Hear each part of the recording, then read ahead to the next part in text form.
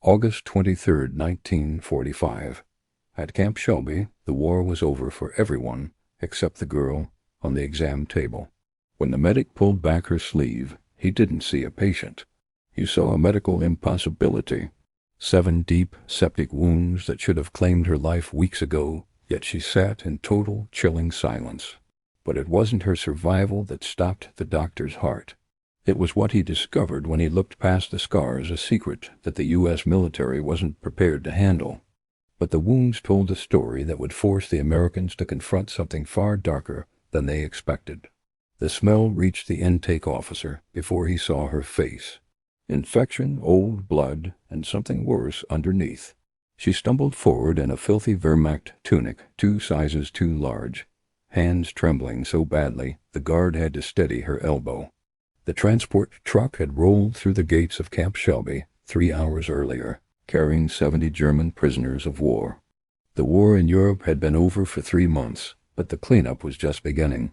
Thousands of German POWs were being moved across the Atlantic, sorted, interrogated, and assigned to labor details while the Allies figured out what to do with them. Most of the prisoners were young men, exhausted and quietly relieved to have survived. But one prisoner in the back of the truck didn't look relieved. She sat with her knees pulled tight to her chest, face hidden beneath a cap, breathing shallow and fast. Some had traveled with her since the collection point in France. They knew she was different. But in a column of 70 men, silence was survival. The intake process was routine. Name, rank, unit. She kept her head down and her answers short. She had rehearsed this part 100 times. The intake officer checked names against a manifest, assigned bunk numbers, waved them through. Everything seemed normal until the medical screening station. Every POW was required to pass through a basic health inspection before entering the main camp. The process was quick. Check for lice, look for open sores, take a temperature, move on. But when the medic reached for her arm to check for injuries, she pulled back too hard. He frowned, grabbed her wrist, not rough, but firm, and rolled up the sleeve. If you're drawn to untold stories from World War II that reveal the human cost behind the headlines, hit that like button and subscribe. Let us know in the comments where you're watching from. These stories matter, and your engagement helps us keep telling them. The camp doctor, a battle-hardened captain, sensed something wrong when the prisoner avoided eye contact, silencing suspicion among watching staff that day. Questioned repeatedly, the silent prisoner revealed nothing, until the nurse quietly noted unmistakable breasts, forcing stunned realization she was female, hidden among captured soldiers for months without detection anywhere. Calmly, the doctor asked her name again, and after silence, she answered Annalise, an 18-year-old survivor shaped by Europe's collapse, where millions wandered homeless, follow relatives, or simply find safety amid chaos-consuming wartime Germany during desperate final surrender months. Bombed mother and vanished brother, leaving her alone at 16 without rations or identity. But survival as Germany collapsed under advancing forces closing from every direction. Cleaning each wound, the doctor concluded someone deliberately stabbed her repeatedly. She endured procedures silently, displaying the hardened expression common among prisoners who learned showing pain. Invited further cruelty from captors or fellow inmates within overcrowded wartime detention compounds everywhere then. Ordered hospitalized, she agreed only after assurance she wouldn't return to male barracks, revealing how desperation pushed a teenage civilian into military labor service amid collapsing authority across shattered German territories facing occupation and uncertain futures. Yet Morris still sought truth behind the wounds, asking directly who harmed her. Meeting his gaze, Annalise answered coldly, comrades, assaulting her repeatedly across 3 nights while authorities ignored obvious abuse happening within overcrowded prisoner enclosures, while guards avoided involvement to escape bureaucratic complications. Annelise's survival exposed how violence persisted after war, awaiting transport toward uncertain post-war destinies abroad. So she stayed in the men's section, and the men who wanted to hurt her had 3 nights to do it. The wounds weren't intended to kill her. They were intended to punish her for the deception, to mark her as something shameful, to ensure she'd carry the scars forever. Morris closed his notes and sent a second report up the chain. This time the report recommended a criminal investigation. But the Army had bigger problems in the summer of 1945, and no one was eager to prosecute German prisoners for attacking each other. The case was quietly filed away. Anneliese spent 2 weeks in the camp hospital. The wounds slowly healed. The infection retreated. The swelling went down and the tissue began to close. The nurses treated her with a mix of professionalism and quiet sympathy. They didn't ask for details, didn't push her to talk. They just made sure she ate, took her medication, and rested. One of the nurses, a woman from Tennessee named Ruth, brought her a clean shirt and a pair of trousers that actually fit. It was the first time since 1944 that Anneliese had worn clothing that wasn't stolen or scavenged. The camp commander decided she couldn't be housed with the male prisoners, but there was no women's barracks at Camp Shelby. The solution was awkward. She was assigned a small storage room near the hospital, with a cot, a blanket, and a lock on the inside of the door. It wasn't much, but it was private. She spent most of her time reading donated books from the camp library and helping the nurses with basic tasks. She didn't speak much, but she listened. And slowly, over the course of weeks, she began to trust that no one here was going to hurt her. In December 1945, Camp Shelby began the process of repatriating German prisoners. Most of them were eager to leave, even though they knew Germany was in ruins. Anneliese wasn't eager. She'd spent 4 months in the relative safety of the camp. The thought of going back to a destroyed country with no family and no support terrified her. But she had no legal status in the United States, and there was no mechanism for her to stay. The repatriation officer gave her a rail ticket to New York, a transit pass to a refugee processing center, and a form to fill out if she wanted to apply for resettlement assistance. She traveled by train with a group of other prisoners, all of them silent, all of them staring out the windows at a country they'd never see again. When they reached New York, they were transferred to a converted cargo ship bound for Bremerhaven. The crossing took 8 days. Anneliese spent most of it below deck, away from the other passengers, trying not to think about what came next. When the ship finally docked in Germany, she stepped onto the pier and saw a landscape that was almost unrecognizable. The port was a field of rubble. The streets were lined with people who looked like ghosts. She made her way to Saxony, following a faint hope that someone from her old neighborhood might still be alive. But when she reached the village, there was nothing left. The buildings were collapsed, the roads were cratered, and the few survivors she met didn't remember her family. She spent a week searching, asking questions, checking lists of displaced persons at a Red Cross station. No one had seen her brother. No one knew what happened to her father. She was alone in a way that felt final. By early 1946, Anneliese was living in a refugee shelter in Leipzig. The shelter was a former school building with no heat, no running water, and more than 200 people crammed into classrooms.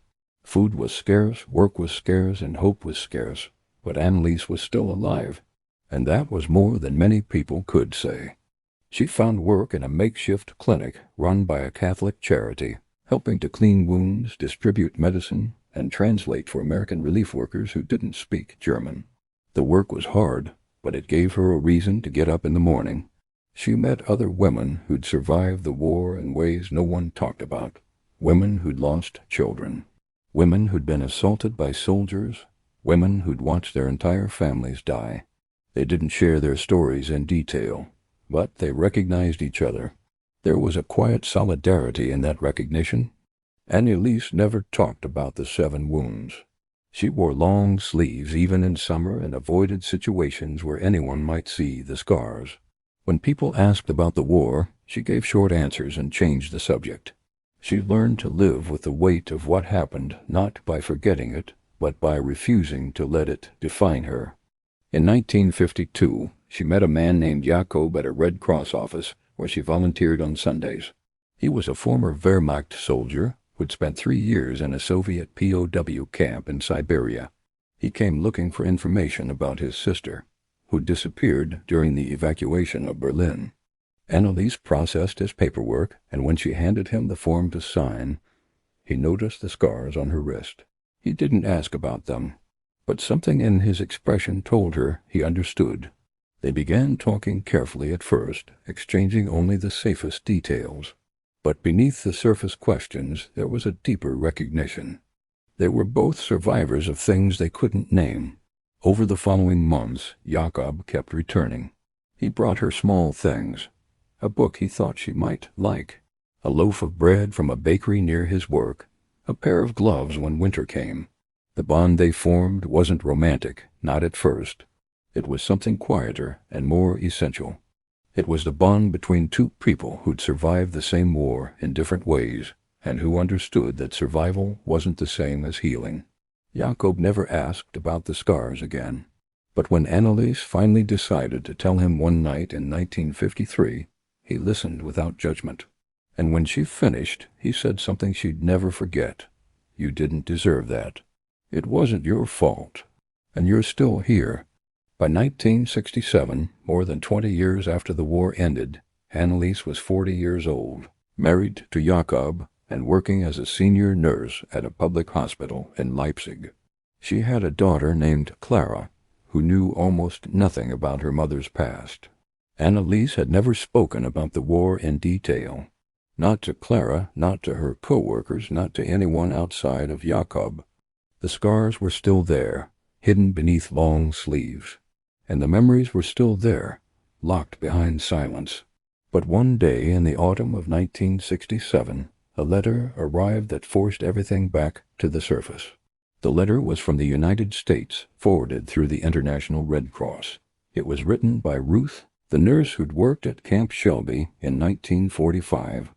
Ruth explained that she'd been searching for Anneliese for years, using old camp records, refugee registries, and displaced persons databases. She didn't know if Anneliese was still alive or if this letter would ever reach her, but she wanted her to know something.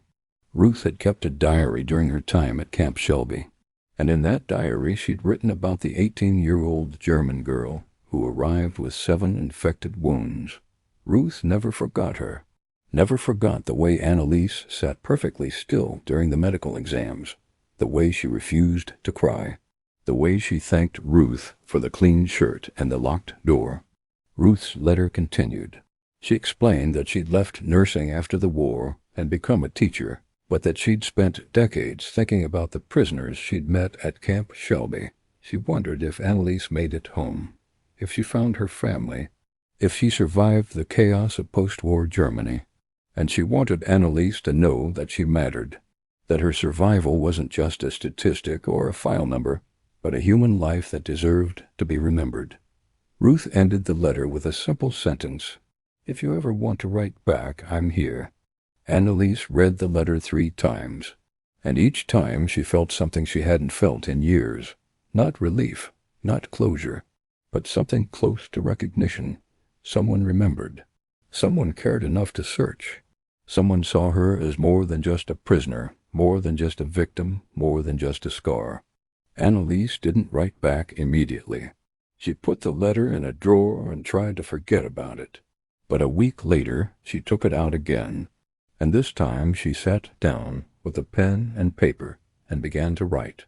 She told Ruth that she was alive, that she was married, that she had a daughter, and that she'd never forgotten the kindness Ruth showed her in 1945. She didn't go into detail about the wounds or the men who inflicted them, but she did say this: "You saved my life, not just by treating the infection, but by treating me like a person. Thank you." The story of Anneliese is not just her story. It's the story of thousands of women who survived the war by erasing themselves, by hiding, by pretending to be something they weren't. Some of them succeeded and lived long enough to reclaim their identities. Others didn't. The historical record is incomplete because many of these women never came forward, never applied for veteran benefits, and never spoke publicly about what they endured. Their silence wasn't shame. It was survival.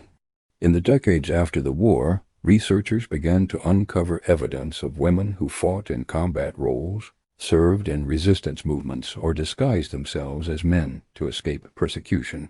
Some of these stories were celebrated as acts of heroism. Others were dismissed as anomalies or fabrications. Annaliese's case falls somewhere in between. She wasn't a resistance fighter or a spy. She was a girl who did what she had to do to stay alive, and who paid a terrible price for it.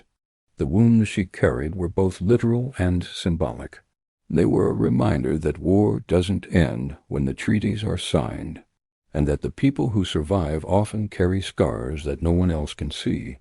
The doctors at Camp Shelby were horrified, not just because of the physical damage, but because they realized how easily this could have been overlooked. If the medic hadn't insisted on a full exam, if the doctor hadn't noticed the inconsistencies, Annalise might have died of sepsis in a barracks full of men who either didn't care or were too afraid to help. Her survival wasn't the result of mercy or justice. It was the result of one medic paying attention, one doctor refusing to ignore what he saw, and one nurse offering a clean shirt and a locked door. Small acts of decency in a world that had forgotten how to be decent.